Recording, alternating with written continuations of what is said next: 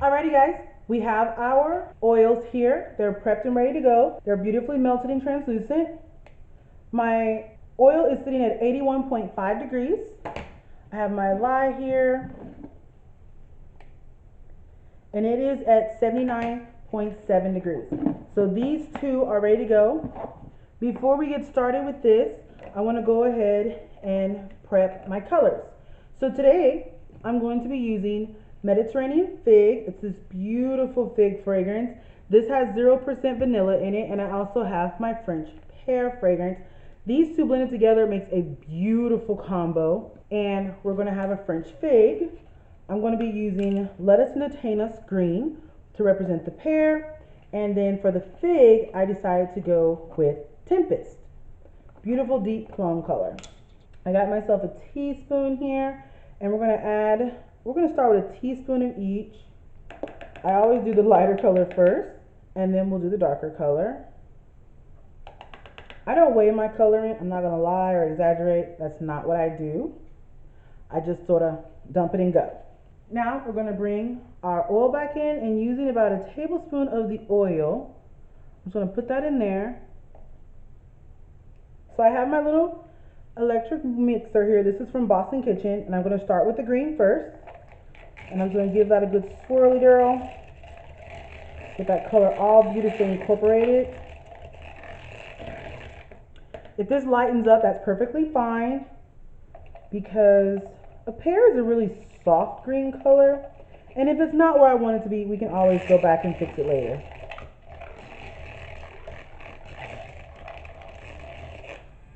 Isn't that beautiful? So now that my coloring is in the bowls, we're going to move these out the way. Let's go ahead and measure out 2 ounces of fragrance. I like to use these little cups here. They're perfect. They're exactly 2 ounces. And for this recipe, I'm going to do 50-50 on the French Pear and the Mediterranean Fig. This French Pear that I got, both of these fragrances are from Southwest Candle Supply. I'm just going to pour that in there. Boop, boop-a-doo, boop, boop-a-doo. It's a beautiful softness to it. The French Pear has almost like a little bit of a spice to it, like there's some cinnamon or something in there. Before I ever introduce the lye to the oils, I always make sure that my colors are ready, my fragrance is measured. That way it's an easy peasy, just go with the flow type of vibe. So I have my immersion blender. Before we move forward with the oil, let's go ahead and pull in our lye. Whenever you're starting to mess with your lye, make sure your gloves are on. Honestly, I would recommend having your gloves on to prevent your hands from getting stained from the colorant. This will protect your hands from being overly scented by fragrances, especially if you're using essential oils. They can really irritate the skin. So into my lye water, I'm going to take my sodium lactate. I also get this from Southwest Candle Supply here in Dallas. I have a half a teaspoon measure, so we're going to do 6 half teaspoons. We're going to do 3 teaspoons per pounds of oil. This is 3 pounds of oil, so we're going to use 3 teaspoons of sodium lactate. 1, 2, 3. You only want to add your sodium lactate when your lye has reduced in temperature. You don't want to put this in straight after the lye and water have mixed. So now that our sodium lactate has been added to our lye water, our oils are ready to go. We're going to introduce these two to each other. I like to add a little extra flavor and put some additives in here that help boost the lather and make this a really nice, soft, moisturizing bar. The first thing is kaolin clay. I use white kaolin clay whenever I'm not doing a red or pinky tone. I also have rose kaolin clay, and I tend to use that as a natural colorant.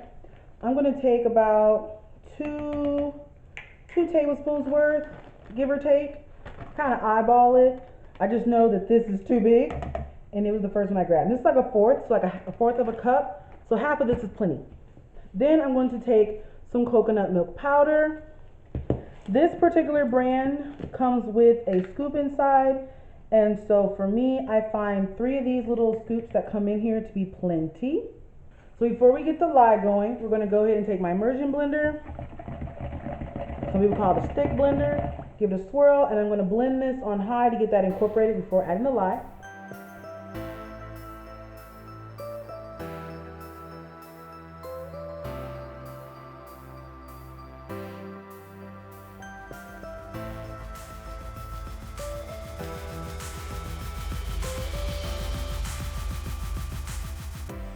All right, now that's all nicely incorporated, we're gonna move into the lye.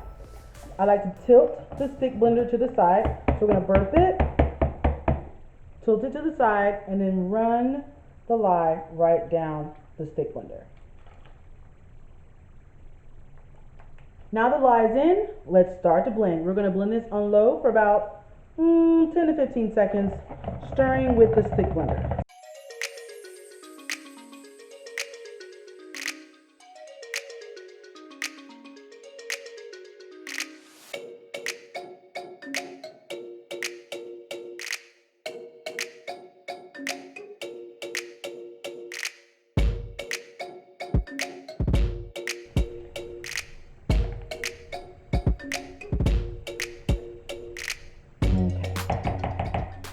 Alright, so that is it, emulsion. He's beautiful. I'm going to take this part off and just leave that standing there. He's looking beautiful. And now I'm going to take the two colors and we're going to split these off. Real nice and pretty like. Do about an equal split. We're just going to eyeball it. I'm not going to blend these yet. We're just going to leave them there for a second.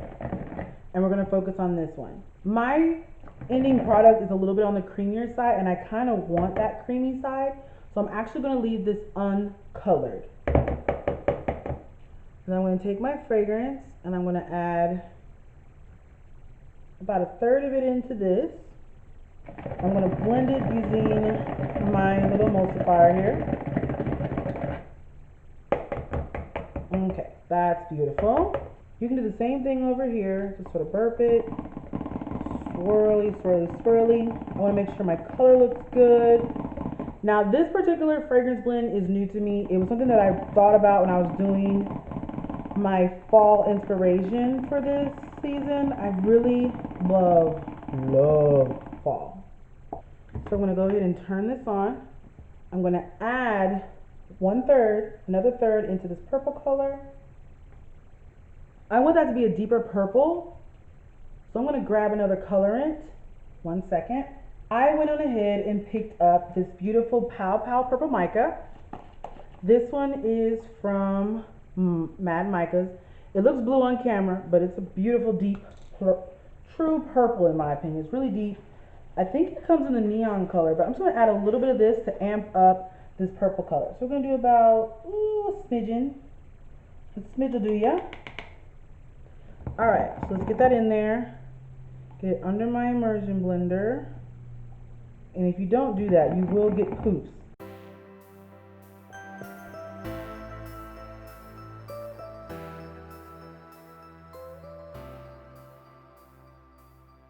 That's looking good to me. It's a really nice deep purple color. So again, I keep a little bowl or another kind of like tall container to the side. So it kind of prevents me from putting dirty tools on the counter.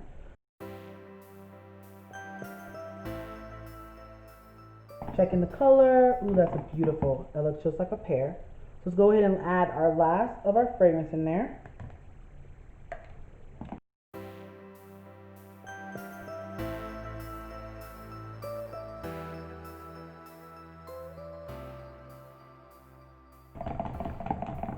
Alright, he's looking beautiful as well.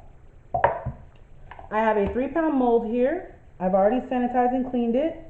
You can pick this up on Amazon. I'll leave a link in the description bar. I'm going to do a drop swirl, which means I'm just going to take a whisk and loosen this up a little bit and get that right on in. Scooch that in there.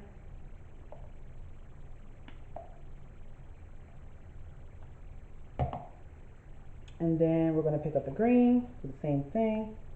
I'm just going to drop that in straight down the middle. And then we do the same thing to the white.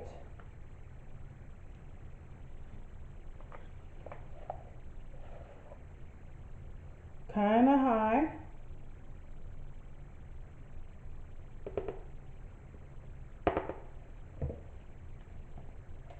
Go back on my purple. Make sure he's loose.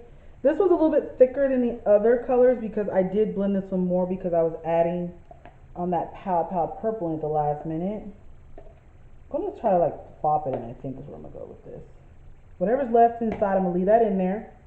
Go back in with the green, pour that in, trying to break up that purple. Real nice. Okay. And then one last pass with the white. Okay. And we're gonna tamp it down. And I'm gonna wipe down the mold. So I have a little chopstick that I like to use, and I'm gonna just swirl on the top, kind of picking up that purple from the bottom. If I don't get what I'm looking for as far as the incorporation of the purple, I still have some in my container. Actually, I'm gonna stick this all the way through.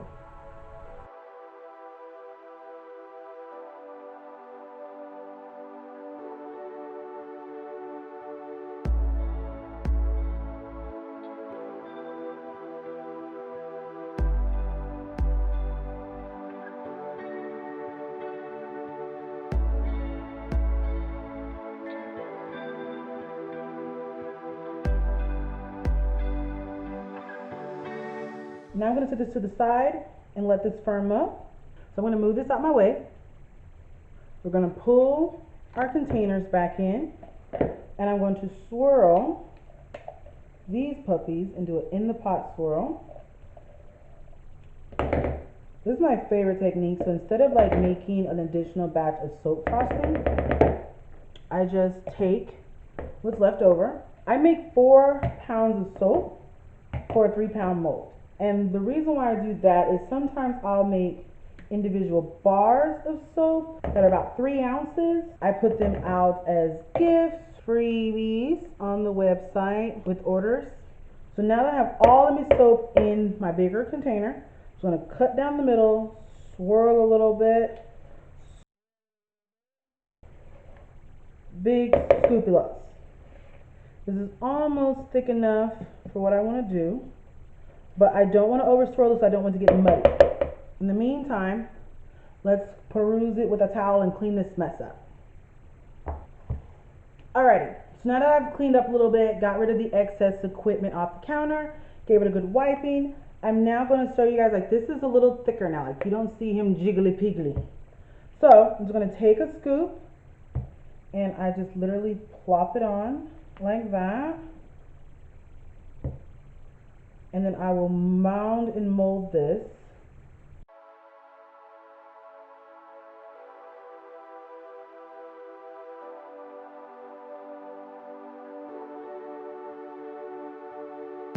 I don't try to put way too much product, especially around the parts I'm going to cut off. So I want you guys to see all the pretty swirls.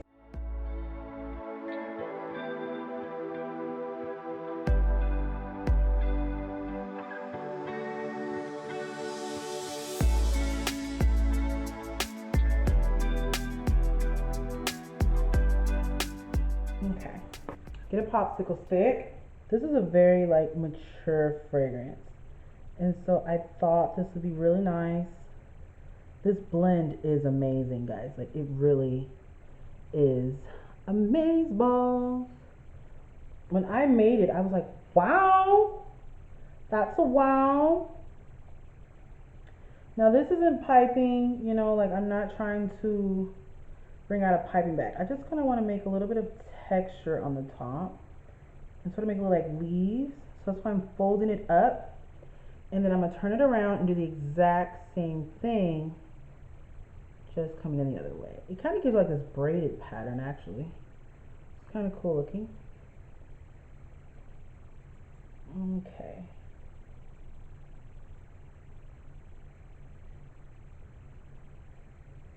Alright.